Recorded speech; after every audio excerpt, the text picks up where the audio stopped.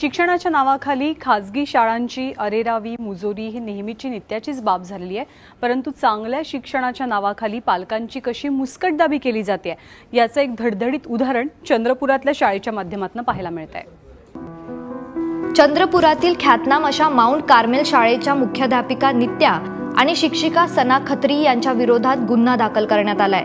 Donation दिलं नाही म्हणून विद्यार्थ्यांच्या उत्तरपत्रिकेवर खाडाखोड करत त्याला अनुत्तरित करण्याचा गंभीर आरोप शाळेवर करण्यात येतोय।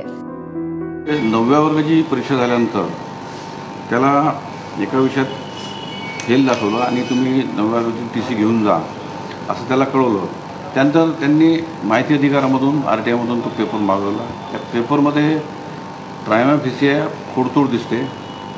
त्यांच्या फिर्यादप्रमाणे 33 मार्क्सचे 22 मार्क्स केलेले आहेत आणि त्याप्रमाणे त्यांनी आपल्या इथं फिर्याद दिल्यामुळं आपण कलम 468, 471, 420 भादवी 34 प्रमाणे गुन्हा दाखल केलेला आहे।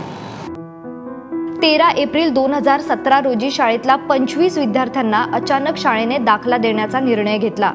त्यांच्या पालकांना शाळेत बोलावून तुमची मुलं 9वीत नापास झाली आहेत, ती 10वीत नापास झाल्यास शाळेचा निकाल 100% लागणार नाही म्हणून त्यांना दुसऱ्या शाळेत घाला, नाहीतर पुन्हा 9वीत ॲडमिशन घ्या असं सांगण्यात आलं। मुलांना या शाळेत ठेवलं तर शाळा प्रशासनासोबत पुन्हा खटके उडतील या भीतीपोटी काही पालकांनी आपल्या मुलांना दुसऱ्या शाळेत टाकलं, तर काही पालकांनी या शाळेत पुन्हा 9वीला ॲडमिशन घेतली। मात्र यापैकी एका पालकांनी शाळा प्रशासनासोबत कायदेशीर लढा देण्याचा निर्धार केला।